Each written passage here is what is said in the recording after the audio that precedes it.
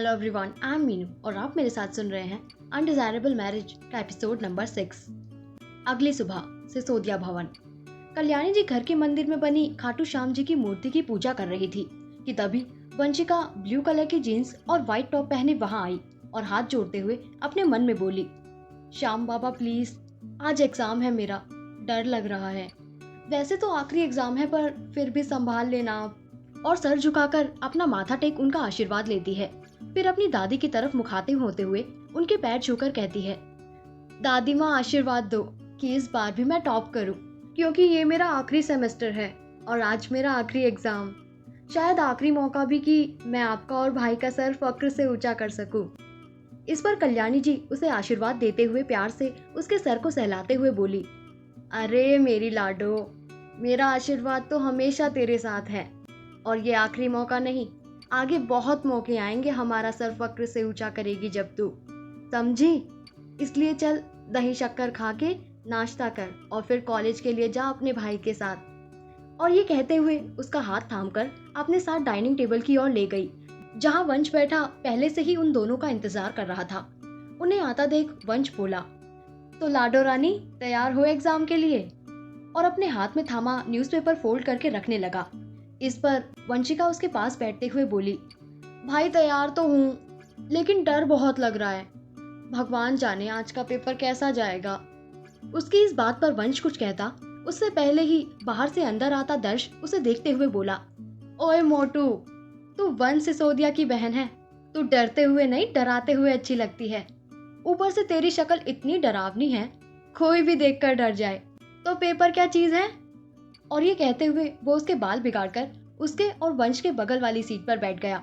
वहीं उसकी इस बात पर वंशिका चिढ़ते हुए उससे बोली, तू रहने दे पतलू, आया बड़ा, जब देखो मेरे भाई के बीच में आता रहेगा। अब तेरी शक्ल देखने के बाद तो पेपर और गंदा जाएगा। लेकिन मन में उसके ये चल रहा था, थैंक गॉड तुम आ गए, अब मेरा पेपर बेस्ट जाएगा। अभी सुबह सुबह अपने प्यार का चेहरा देख लो, उससे अच्छा क्या ही जाएगा। मेरा तो बस नहीं चलता, वरना हमेशा के लिए तुम्हें अपने पास रख लूं और तुम्हारी इन भूरी आंखों को, तुम्हारे इन बालों को, तुम्हारे सुकून से तराशे हुए चेहरे को यूं ही निहारती रहूं और तुम्हारी मीठी आवाज को हमेशा सुनती रहूं, चाहे इसमें तुम मुझे गालियां ही क्यों ना दो। और ये सोचते हुए वंशिका के गालों पर शर्म की लाली छा जाती है। फिर वो चुपके चुपके एक नजर दर्श को देखने लगती है, जो उनसे बात करने में बिजी था। आखिर वो उसका पहला प्यार जो था, वो जिससे इजहार कर पाना लगभग नामुमकिन सा हो रखा था उसके लिए, क्योंकि उसके भाई का बेस्ट फ्रेंड भी था वो, और अपने भाई को वो हर्ट नहीं करना चाहती थी और ना ही दर्श को। फिर कुछ देर में वो सब नाश्ता करके वहां से निकले और कुछ देर बाद वंशिका के कॉलेज पहुंचे। जहां वंशिका उतरने लगी तभी वंश उसका हाथ थामते हुए प्यार से उससे बोला, देख लाडो, ज्यादा घबराना मत और खुद पर भरोसा रखना, ऑल द बेस्ट, तू कर लेगी, सो गो एंड रॉक इट। और उसके गले लग उसके सर को चूमते हुए उसे बाय बोला तो वंशिका भी गाड़ी से निकलकर जाने लगी और अपने मन में बोली, दर्श, आप एक बार विश कर देते प्लीज, आपकी विश मेरे लिए कितनी खास है, ये सिर्फ मैं ही जानती हूँ, प्लीज एक बार, बस एक बार विश कर दीजिए। और ये कहते हुए वो अपने फिंगर्स क्रॉस करते हुए आगे बढ़ने लगी।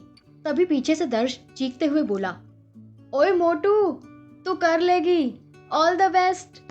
और ये सुनते ही वंशिका के चेहरे पर एक ना जाने वाली मुस्कुराहट आ गई, लेकिन उसने उसे छुपाते हुए मुड़कर दर्श से कहा, वैसे तेरे ऑल द बेस्ट की जरूरत नहीं थी पतलू, लेकिन फिर भी थैंक यू। और वहां से जितनी जल्दी हो सकता था चली गई। फिर वंश और दर्श भी मुस्कुराकर ऑफिस के लिए निकल गए।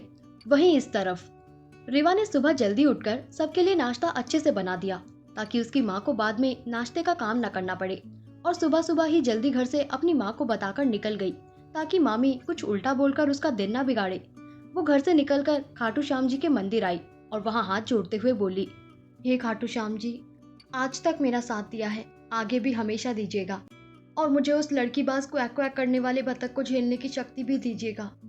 अब मैं चली, ऑफिस का आज पहला दिन जो है, और मुझे उससे फिर से कुछ सुनना नहीं।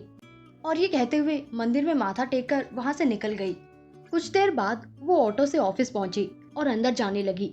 वो जैसे जैसे अंदर आ रही थी, वंश के कई मेल स्टाफ उसे घूर कर देख रहे थे, क्योंकि आज हल्के नीले रंग के सूट में वो किसी परी से कम नहीं लग रही थी। ऊपर से उसकी वो ग्रे आंखें जो आकर्षण का केंद्र बन जाती थी सबके लिए। लेकिन इन सब पर ध्यान ना देते हुए वो सीधा वंश के कैबिन की ओर चल दी और वहां लॉबी में बैठकर वंश और दर्श के आने का इंतजार करने लगी और खुद से बोली, एक मौका नहीं दूंगी मैं आपको मिस्टर क्वैक क्वैक सिसोदिया कि आप मुझे कुछ सुनाएं या मुझे इस नौकरी से निकालें। और ये कहते हुए वो खुद में ही मुस्कुराने लगी। तभी वंश की प्राइवेट लिफ्ट वहां रुकी और वो दर्श के साथ उससे बाहर आया तो उसकी नजर सीधे लॉबी के सोफे पर बैठी रिवा पर पड़ी और वो उसे देख एक पल को उसमें खोने लगा और खुद में ही बोला, लगता है कि उस फलक से उतरकर नहीं बल्कि खुद उस फलक को ओढ़कर आई हो और आते हुए जरूर कई खूबसूरत हसीनाओं के खूबसूरती के घमंड को तोड़ कर आई हो। और ये सोचते सोचते और रिवा को देखते देखते उसके लब कब मुस्कुरा उठे उसे भी पता नहीं चला। वो रिवा में खोया हुआ ही था कि तभी दर्श की आवाज से उसे होश आया जो रिवा को आवाज देते हुए बोला, अरे मिस शर्मा, आप इतनी जल्दी यहाँ क्या कर रही हैं? और होश आते ही उसने खुद को संभाला और अपनी आंखों से काले चश्मे हटाकर रिवा की ओर सवालिया नजरों से देखने लगा। दर्श की आवाज सुन रिवा ने उस ओर देखा और उन्हें देख उनकी ओर आते हुए बोली, वो क्या है ना दर्श सर, मैं पहले दिन लेट नहीं होना चाहती काम पर और आज मुझे आपसे काम समझना भी था तो वक्त लग जाएगा, इसलिए जल्दी आ गई। उसकी बात सुन दर्श मुस्कुराते हुए बोला, good, I like hard working people. चलो मैं आपको आपका काम समझा देता हूँ। और उसके साथ अपने कैबिन की ओर बढ़ गया। वही वंश खुद में बोला, मुझसे बचने के लिए हार्ड वर्क करने का बहुत शौक है ना आपको मिस चिटचट शर्मा? तो ठीक है, आओ मेरे कैबिन में, बताता हूँ हार्ड वर्क किसे कहते हैं। और ये कहते हुए ना जाने क्या सोचकर वो मुस्कुराने लगा। क्या करेगा वंश रिवा को परेशान करने के लिए? जानने के लिए सुनते रहिए कहानी के आने वाले एपिसोड्स। Thank you.